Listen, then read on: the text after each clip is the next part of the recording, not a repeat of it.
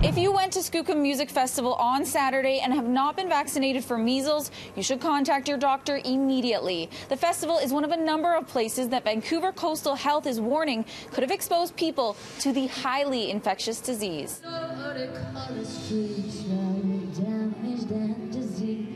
More than 50,000 people attended Skookum Festival in Stanley Park last weekend, and while they were exposed to all kinds of music, what they didn't realize is they also could have been exposed to measles. Someone with the virus attended the festival and could have put thousands of people at risk.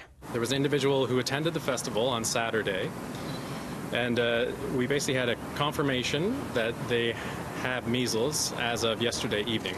But even more people could be at risk. Vancouver Coastal Health have released this timeline. The person was at Skookum Fest on Saturday, September 8th. They rode the Aqua Bus from Olympic Village to Hornby Street on Saturday afternoon. They took the Canada Line to Broadway City Hall on Saturday night. They attended an outdoor block party on Quebec Street and rode a bus in East Vancouver on Sunday afternoon. And they also visited the Noodle Box location in Mount Pleasant.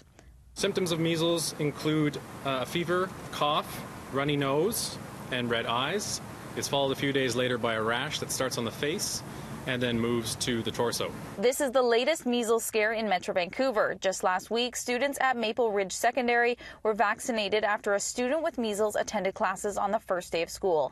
Passengers traveling on a BC ferry sailing from Tawasin to Main Island 2 weeks ago could have also been exposed. Measles is highly infectious. It's a virus that stays active in the air for up to 2 hours after a person has left an area. If you grew up in BC and were born between 1970 and 1994, you could be less protected than you might think.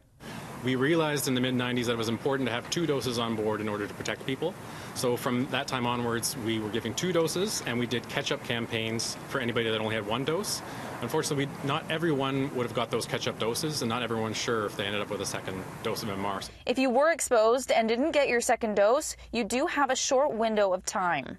Even after you've been exposed, you do have the opportunity to stop the disease in its tracks by getting that second dose within those 6 days. So if you're not sure, please see your doctor, your pharmacist, or call us here at Public Health. Anyone who may have contracted measles over the weekend would begin developing symptoms between September 15th and September 29th. In Vancouver, Ashley Burr, City News. Fraser Health is extending the hours of several public health units tonight for anyone